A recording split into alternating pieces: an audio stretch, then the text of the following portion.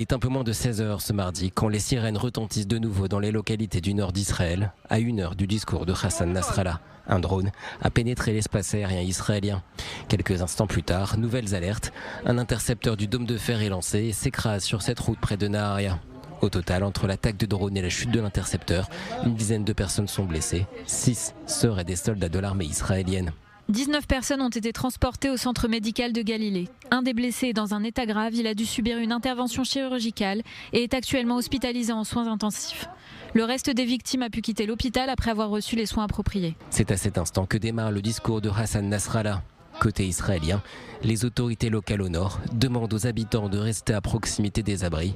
Pendant qu'au Liban, des avions de chasse israéliens survolent Beyrouth et franchissent le mur du son provoquant un bang supersonique.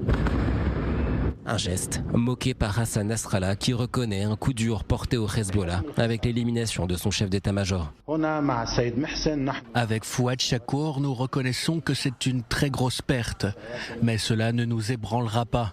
Je voudrais souligner d'emblée que l'ennemi pourrait essayer de perturber cette commémoration et cela montre qu'ils ont un petit cerveau pour essayer de briser le mur du son, pour provoquer ou effrayer les gens. Quelques instants plus tard, le chef du Hezbollah menace à nouveau Israël.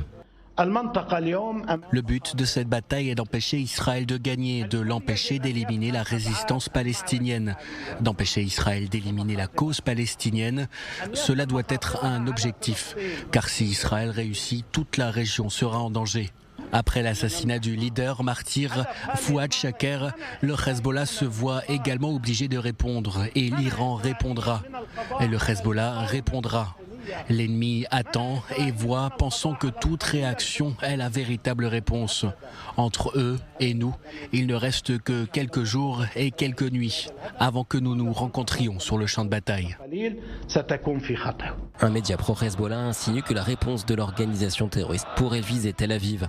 Selon des experts militaires, le Hezbollah pourrait viser une infrastructure militaire ou de défense dans le centre du pays et épargner ainsi les civils.